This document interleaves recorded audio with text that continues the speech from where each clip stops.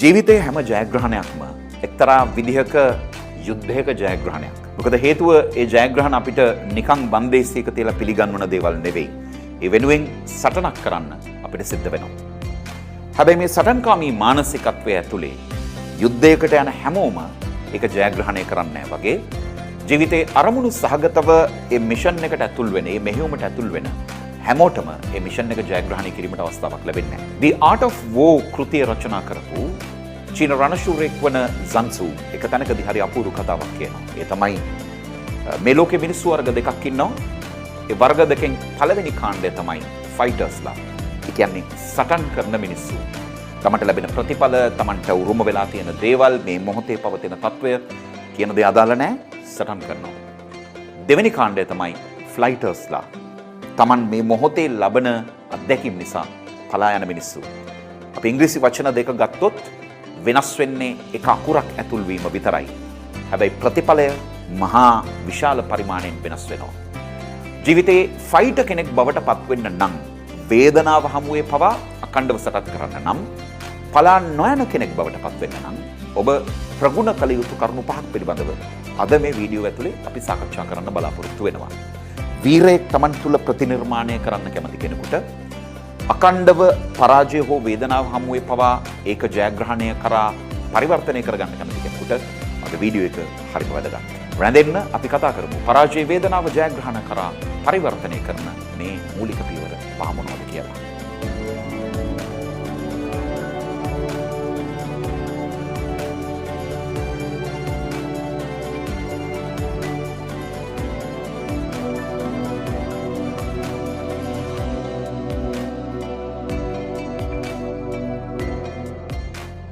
ලෝකයේ අද්විතීය නායකත්ව සුසමාදර්ශයන් අතරේ Nelson Mandela කියලා කියන්නේ දකුණු අප්‍රිකාවෙන් ලෝකෙට බිහිවෙච්ච අද්විතීය නායකත්ව පෞරුෂයක්. ඔහුට ගරු කරේ දකුණු අප්‍රිකාවේ මිනිස්සු විතරක් නෙවෙයි, අප්‍රිකානු කලාපයේ මිනිස්සු විතරක් නෙවෙයි, මුළු ලෝකෙම මිනිස්සු ඔහුට ගරු කරා. මොකද ඒකට හේතුව දකුණු අප්‍රිකාව වර්ණ භේදවාදයෙන් මුදා ගන්න ඔහු අරගෙන ගිය අද්විතීය මෙහෙයුම නිසා.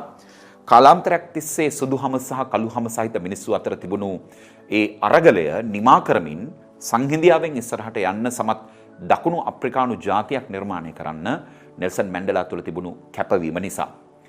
දැන් මේ කැපවීම කියන වචනය එසේ මෙසේ වචනයක් නෙවෙයි. ඔහු මේ කැපවීම කළේ තමන්ට ඒක කරන්න පුළුවන් වෙන වාතාවරණය 100%ක් තමන්ගේ වටේ සම්පූර්ණ වෙලා තියෙද්දි නෙවෙයි. තාමත්ම දැඩි විදිහට සුදු ජාතික නායකයින්ගේ යකඩ සපත්තුවෙන් තමන්ව පාගා දමන වෙලාවල් වල, ඒ වගේම තමන්ව හිරගත කරලා තමන්ට බාහිර ලෝකයක් එක්ක සම්බන්ධ වෙන්න තියෙන සියලු අවස්ථාවන් අහිමි කර ඇති වෙලාවල් වල පවා ඔහු තමන් තුළ තියෙන අරමුණු සහගත බව අරගෙන ඉදිරියට ගියේ කොහොමද කියන කාරණාව ඉන්වික්ටස් චිත්‍රපටිය නරඹන කෙනෙක්ට පේනවා ඔහුගේ පෞරුෂය ඇතුළින්.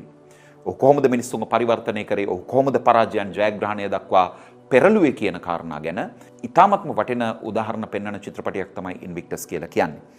දැන් නෙල්සන් මැන්ඩෙලා එක තැනකදී කියනවා ජීවිතයේ මහිමය රඳා පවතින්නේ ඔබ නොවැටී සිටීම තුල නෙවෙයි, ඔබ වැටී සිටින අවස්ථාවල පවා ඔබට නැගී සිටීමට හැකියාව තිබීමෙන් කියලා. එකෙන් කියවෙන කාරණාව තමයි නොවැටී ඉන්න කෙනා නෙවෙයි ජයග්‍රාහකයා.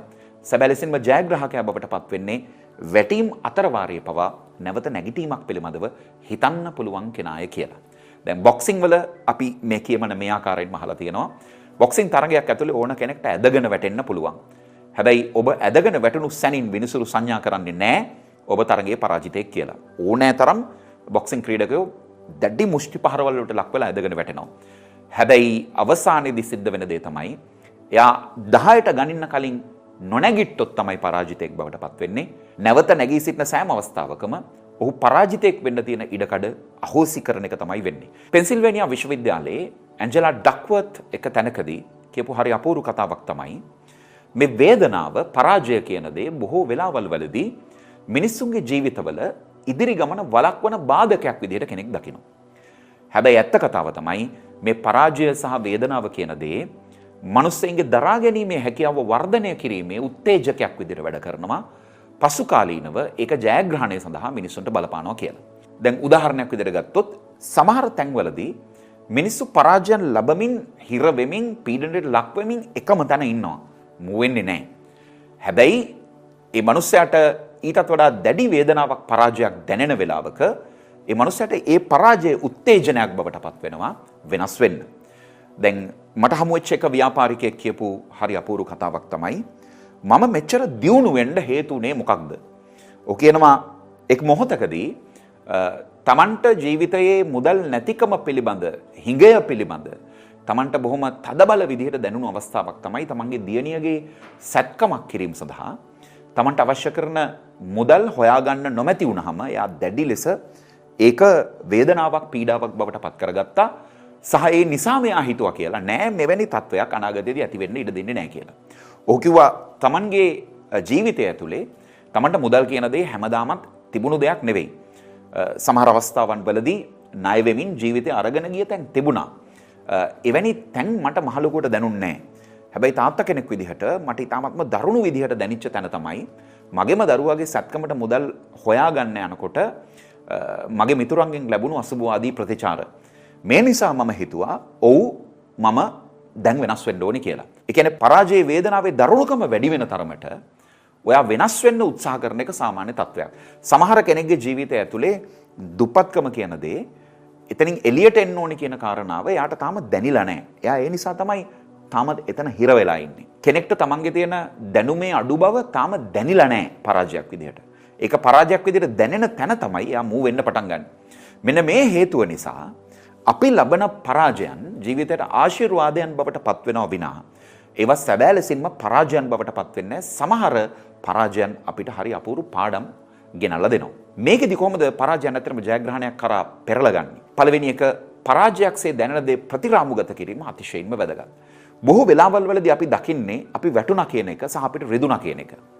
හැබැයි ඒක ප්‍රතිරාමුගත කරොත් අපිට ඒක ඇතුලේ හරි අපූර්ව පාඩමක් එනවා රීෆ්‍රේම් කරපුවාම. මොකද්ද? ඇයි මම මේ පරාජය ලැබුවේ? ඇයි මේ මොහොතේ මට මුදල් අවශ්‍ය වෙලත් මං ගාව මුදල් නැත්තේ? එතකොට ඇයි මාව මේ අවස්ථාවේ මේ සම්මුඛ පරීක්ෂණයේදී තෝරාගනු නොලැබුවේ? ඒක තමයි අපි රීෆ්‍රේම් කරනවා කියලා කියන්නේ. ඒ කියන්නේ පරාජයට වඩා අපි දකිනවා ඒකට හේතුව මොකක්ද කියලා. ඒ